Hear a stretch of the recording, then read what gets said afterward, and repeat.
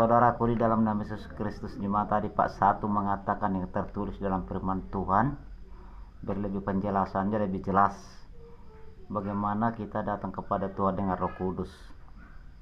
Pernyataan firman tertulis Roma 5 ya, Roma pasal kelima sesuai dengan tuntunan Roh Kudus. Dikatakan di sana saudaraku, supaya kita baca bersama, dan barang siapa menonton video ini kebersamaan kita semua. Ini Pak 2, tadi Pak 1. Sebab itu kita yang dibenarkan karena iman, kita hidup dalam damai sejahtera dengan Allah oleh karena Tuhan Yesus Kristus. Itu pasal 5-nya mengatakan. Ayat 2, oleh Dia kita juga beroleh jalan masuk oleh iman kepada kasih karunia ini. Di dalam kasih karunia ini kita berdiri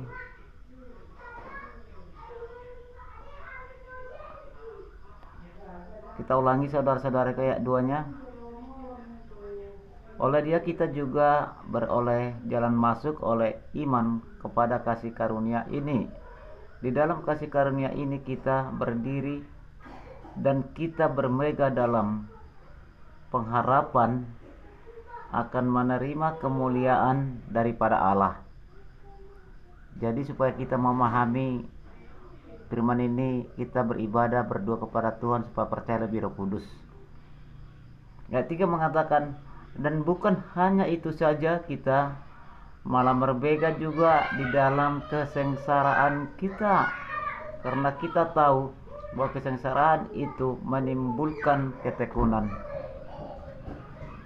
Ayat 4 berkata, dan ketekunan menimbulkan tahan uji, dan tahan uji menimbulkan pengharapan. Ayat 5 mengatakan, dan pengharapan tidak mengecewakan, karena kasih Allah telah dicurahkan di dalam hati kita oleh Roh Kudus yang telah dikaruniakan kepada kita. Jadi supaya kita memahami saudaraku dimanapun berada, tujuan daripada rada firman ini hasil pembenaran diri kita datang menyembah Tuhan. Hasil hati tulus kita datang berseru kepada Tuhan, mendengar firman kebenaran Allah yang disampaikan hamba pelayan Tuhan. Adanya kebersamaan, ibadah raya bersama jemaat Allah, domba Allah, hamba pelayan Tuhan. Di dalam ibadah raya bersama-sama dan juga ibadah kebaktian malam.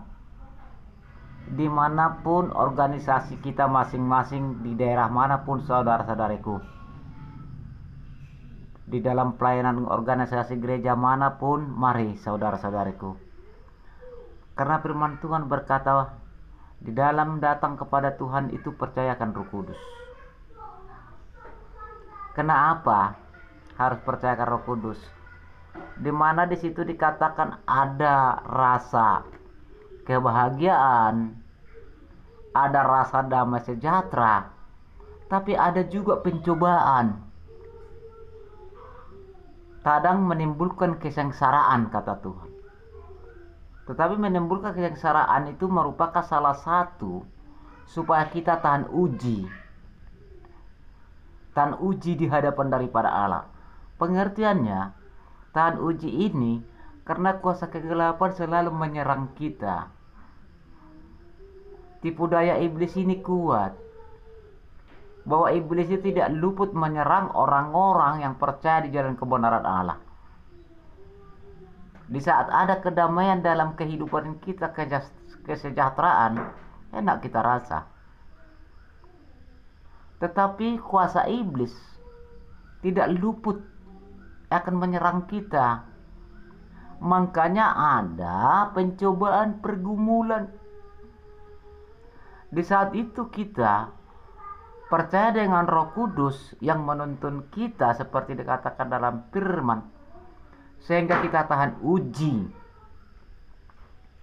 Tahan uji menghasilkan ketekunan iman.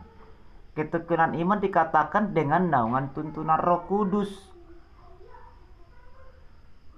dimanapun saudara-saudaraku seiman sekasih, mari kita belajar bersama-sama menunduk diri datang kepada Tuhan di dalam naungan ibadah raya, ibadah malam di rumah kita pribadi, belajar firman Tuhan, mendengar firman Tuhan. Yakinkan Roh Kudus di tubuh kita di dalam keibadahan itu, karena Roh Kuduslah yang bisa menuntun kita. Roh Kuduslah yang mampu berjalan di jalan kebenaran Tuhan dengan naungan tuntunan daripada Allah. Maka dikatakan di saat kita mengalami pencobaan, pengujian, tetapi karena adanya kuasa Roh Kudus menguatkan kita, sehingga kita sanggup tahan uji. Karena kita mengikuti di jalan kebenaran daripada Tuhan, saudara-saudariku, boleh kita bilang kalau kita itu tetap target iblis.